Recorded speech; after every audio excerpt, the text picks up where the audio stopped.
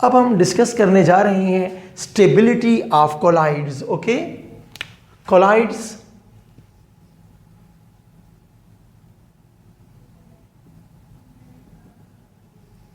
Collide stability.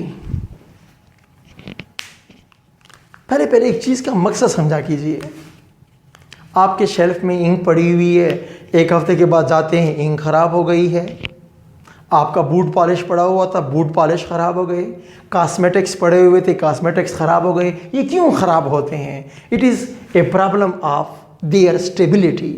हर colloid की अपनी एक स्टेबिलिटी होती है, कुछ फैक्टर्स होते हैं जिनके ऊपर एक कोलाइड्स की स्टेबिलिटी डिपेंड करती है। केक ख़राब हो रहा होता है, दूध ख़राब हो जाता है, ओके, इंक्स ख़राब हो जाते हैं। तो हमारी प्रैक्टिकल लाइफ में डेली एक्टिविटीज़ जो होती है हमारी लाइफ की, उन एक्टिविटीज़ में कोलाइड की स्टेबिलिटी बहुत इंपॉर्टेंट टॉपिक है, बहुत ही इंपॉर्टेंट टॉपिक है। तो याद रखें कि क्या किया जाए कि ये कोलाइड्स की जो लाइफ होती है वो लॉन्ग हो जाए, ड्यूरेबिलिटी की क्या कर दिया जाए, इंक्रीज कर दी जाए। तो ऐसा कैसे करें, कैसे इसको मुमकिन बनाएं? तो याद रखें कि एक्चुअली कोलाइड्स के अंदर एक इक्विलिब्रियम पाया जाता है। क्या पाया जाता है? इक्विलिब्रियम। किसके बीच में? एक जानिब होते हैं अट्रैक्टिव फोर्सेस, एक जानिब होते हैं रिपल्सिव फोर्सेस। रिपल्सिव और अट्रैक्टिव फोर्सेस के दरमियान एक इक्विलिब्रियम पाया जाता है। न पार्टिकल्स आपस में चिपकते हैं। अगर अट्रैक्शन जीत जाए, अगर अट्रैक्शन जीत जाएगी तो क्या हो जाएगा? Aggregation take place, flocking take place, okay, coagulation take place. जब क्या करते हैं, कोलाइड्स की मैं बात कर रहा हूं कि अट्रैक्शन डोमिनेंट हो जाएगा तो पार्टिकल बड़े बड़े हो जाते हैं। अंडा को आप गर्म करें, आप जब हलवा बनाते हैं, आप जब दूध को गर्म करते हैं तो एकदम पार्टिकल बड़े बड़े होना शुरू हो जाते हैं, प्रेसिपिटेशन वाक़या हो जाती है। क्यों?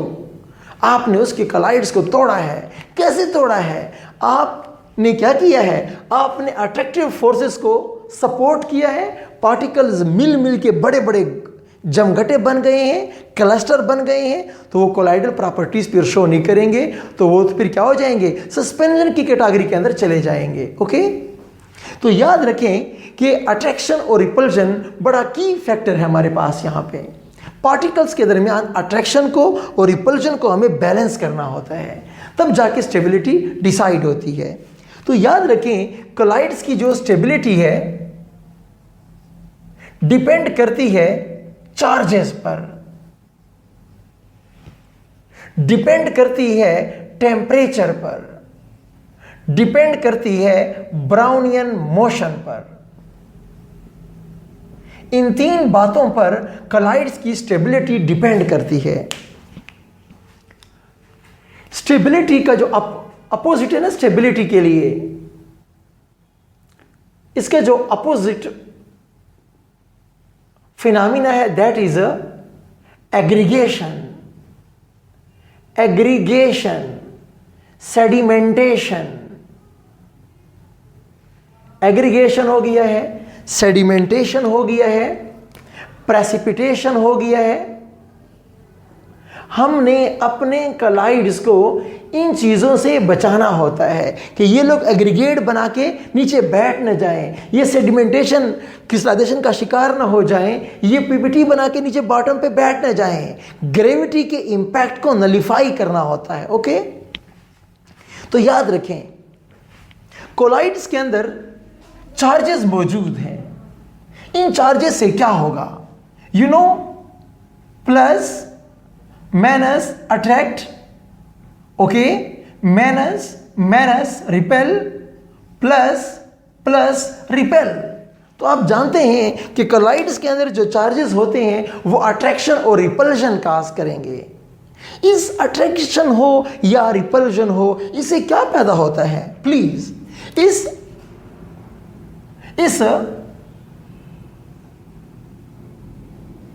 अट्रैक्शन एंड रिपल्शन से क्या पैदा होता है? बुनियादी बात तो ये है कि मोशन पैदा होती है।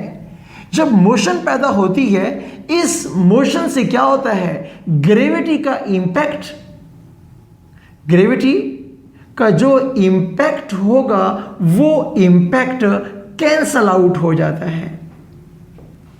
वॉलीबॉल को जब तक मैं बाल को मारता हूं, आप बाल को मारते हैं, तो बाल toward the soil, toward the ground नहीं जाएगी, जमीन की तरफ नहीं जाएगी। ओके, जब मैं मिस करूंगा, बाल को मारूंगा नहीं, तब बाल के ऊपर फिर ग्रेविटी का इंपैक्ट शुरू हो जाएगा और फिर बाल बॉटम पे बैठ जाएगी। Okay, like that.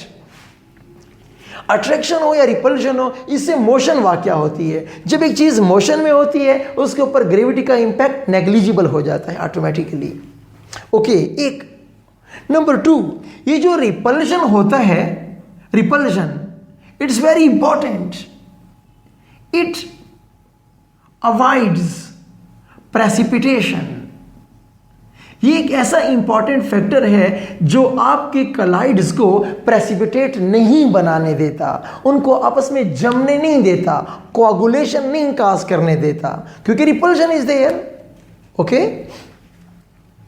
इसका मतलब यह है कि अट्रैक्शन पर रिपल्शन का डोमिनेंट होना बहुत जरूरी है। अगर अट्रैक्शन डोमिनेंट हो जाएगी, यहां पर आप देख रहे हैं ना, minus plus attraction, minus minus repulsion, plus plus repulsion, तो रिपल्शन को डोमिनेंट होना होगा अट्रैक्शन पर, ताकि एग्रीगेशन वाकया ना हो, एसोसिएशन वाकया ना हो फिर।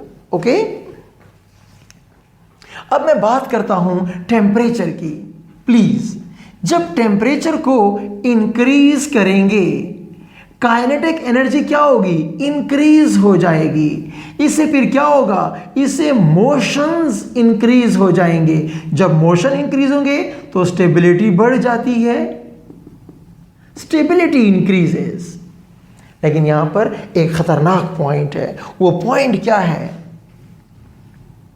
कि up to a certain limit ऐसे होता है, up to a certain limit temperature को इंक्रीज करने से कलाइड की स्टेबिलिटी बढ़ती है। बट बियॉन्ड द लिमिट अगर टेम्परेचर को आप इंक्रीज करते हैं, आपका कलाइडल सॉल्यूशन क्या हो जाता है? कलाइडल सॉल्यूशन आपका ब्रेक हो जाता है। आपका कलाइडल सॉल्यूशन क्या हो जाएगा? डिस्ट्रॉय हो जाएगा। क्योंकि जब टेम्परेचर आप बहुत ज़्यादा इंक्रीज करेंगे, सारी अट्रैक्टिव फोर्सेस को वो तोड़ देता है। जब सारी अट्रैक्टिव फोर्सेस को वो तोड़ देगा तो वो इक्विलिब्रियम बैलेंस नहीं रहता। इक्विलिब्रियम नहीं रहता तो ऑटोमेटिकली क्या हो जाएगा? आपका कलाइड सॉल्यूशन क्या हो जाएगा? टूट जाएगा। एक मेरी अहम बात भी सुन लीजिए कि जितनी भी कलाइडल सॉल्यूशंस होते हैं, जितने भी कलाइड्स होते हैं, आप इनको ठीक ठाक किस्म का गर्म कीजिए तो ये लोग क्या बन जाते हैं? ये लोग सॉलिड बन जाते हैं। लिक्विड कलाइड से जलेबी को आप गर्म करें, आप दूध को गर्म करते चले जाएं, आप हलवे के सॉल्यूशन को आप गर्म करते चले जाएं, आप अंडे को गर्म करते चले जाएं, तो क्या होता है? ये सब प्रेसिपिटेट बना के बॉटम पे फिर बैठ जाए करते हैं। इसलिए कहते हैं कि वो खून का दाग कपड़ों में पड़ जाए, ठंडे पानी से धोएं, गर्म से क्यों ना धोएं। क्या आपके ब्लड के अंदर तो जाहिर बात है ब्लड सेल्स होंगे, ओके, तो उनमें जो प्रोटीन पार्ट्स होते हैं वो क्या हो जाएंगे? वो स्कैटर होकर आपके फैब्रिक्स पर डीपली क्या हो जाएंगे? अटैच हो जाएंगे। स्कैटरिंग उनकी वाकया हो जाएगी, डिस्ट्रक्शन उनकी वाकया हो जाएगी। फिर उनका हटाना क्या होगा? कदरे मुश्किल होगा। तो आपने क्या देखा कि टेम्परेचर एक मखसूस हद तक तो सपोर्ट करता है, बियॉन्ड द लिमिट वो आपके कलाइडल सॉल्यूशन को तबाह करने का बायस बन जाता है। नेक्स्ट हमारे पास है ब्राउनियन मोशन। पहले भी इसके ऊपर बात हुई है कि एक पार्टिकल का साइज बड़ा इंपॉर्टेंट है। साइज अगर बिगर है, साइज अगर बिगर है, यहां से कोलिजन हो गई, यहां से कोलिजन हो गई, रिजल्ट क्या बनेगा? Two opposite forces cancel out their effect, तो क्या होगा? Precipitation will take place, precipitation will take place.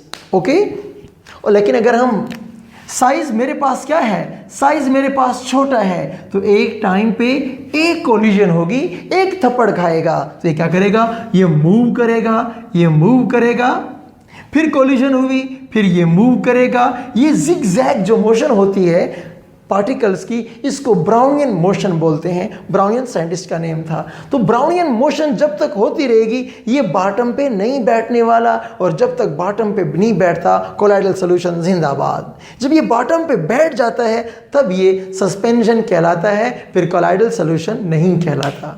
Okay, तो आप क्या देखते हैं कि Brownian motion directly proportional to colloids, charges directly proportional to colloid stability, like in temperature after a certain limit inversely proportional to the stability of colloids. Okay.